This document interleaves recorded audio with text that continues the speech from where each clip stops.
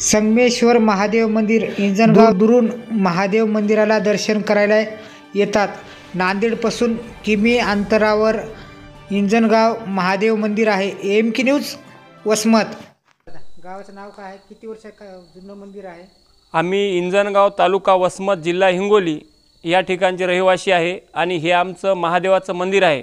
फार प्राचीन काळापासून या ठिकाणी आम्हाला कळत नाही, आमच्या पूर्वजाला सुद्धा कळत नाही, 500-550 वर्षापासूनची परंपरा इथं मंदिर हे उपलब्ध आहे आम्हाला असं पूर्वज सांगतात। इथं दर वर्षाला महाशिवरात्रीच्या निमित्ताने या ठिकाणी भयंकर अशी अखंड हरिनाम सप्ताह होत असते आणि इथं पूजे करू आणि ते उपलब्ध सुद्धा आहेत मंदिरामध्ये नागाबाबा म्हणून सण्या आणि गावामध्ये लोक सतत इथं दर सोमवारी इथं गर्दीच मावत नाही। हा नवसाला पावणारा महादेव आहे।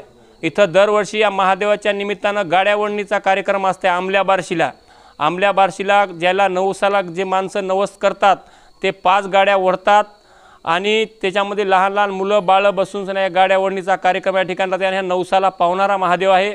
साक्षात आतापर्यंत बऱ्याच लोकांना हे झालं। इथं पहिले दर वर्षाला रोटाचा कार्यक्रम होत राहायचा नवसाला जे लोकांना पावल्या लोकांना आणि लोक इथं मोठे कार्यक्रम होत गेले।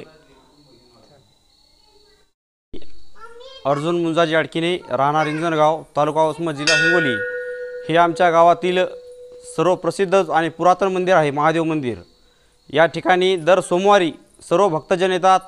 संपूर्ण तालुक्यातून या ठिकाणी सर्वांची या ठिकाणी श्रद्धा आहे आणि इथं कार्यक्रम शिवरात्रीला होत असतो। दर महिन्याला प्रसाद होत असतो या ठिकाणी आणि जे माणसं नवसं करतात ते आंबल्या बार्शीला या ठिकाणी गाड्यासुद्धा ओढीत असतात आणि गाडी म्हणजे कोणती गाडी ओढतात? यात्रेच्या निमित्तानं ते बैलगाडी असतात। ते बैलगाडीनं 5 बैलगाड्या एकाला एक जुपले असतात आणि ते पुरातनच ती अशी व्यवस्था आहे।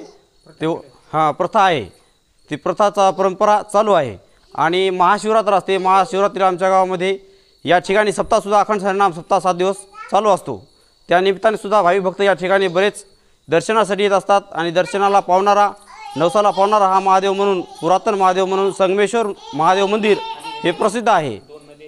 2 नद्या, एक उघडी आणि दुसरी आसना, या दोन्हीच्या संगमावर बसलेला संगमेश्वर महादेव मंदिर आहे आणि हे मंदिर म्हणजे जवळजवळ याला 5,500 वर्षे तरी पूर्ण झाले असतील असे पूर्वज आमचे सांगित असतात।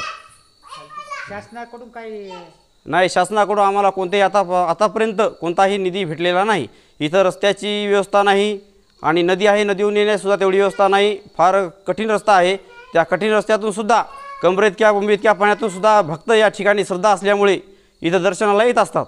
ते कोणी आलते का पूर्वतन विभागाचे म्हणजे? नाही, तसे कोणीही आमच्या गावात आलेले नाही। फक्त बाहेरगावून साधुसंत येत असतात। शासनाचं कोणी आणखी आलेलं नाही या ठिकाणी।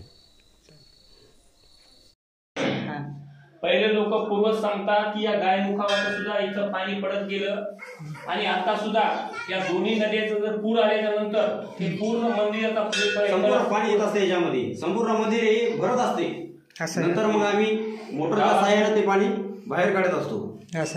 संपूर्ण जास्त पाऊस जर झाला ते सगळं पूर्ण पहिलंच हेमाड मंदिराला काही डाग निधी केले नाही, फक्त फरशी टाकून गेले, बाकी सगळं पुरातन याला शिवीचा खडा नाही, सगळ्या दगडी बांधकाम, दैती बांधकाम याला म्हणतात।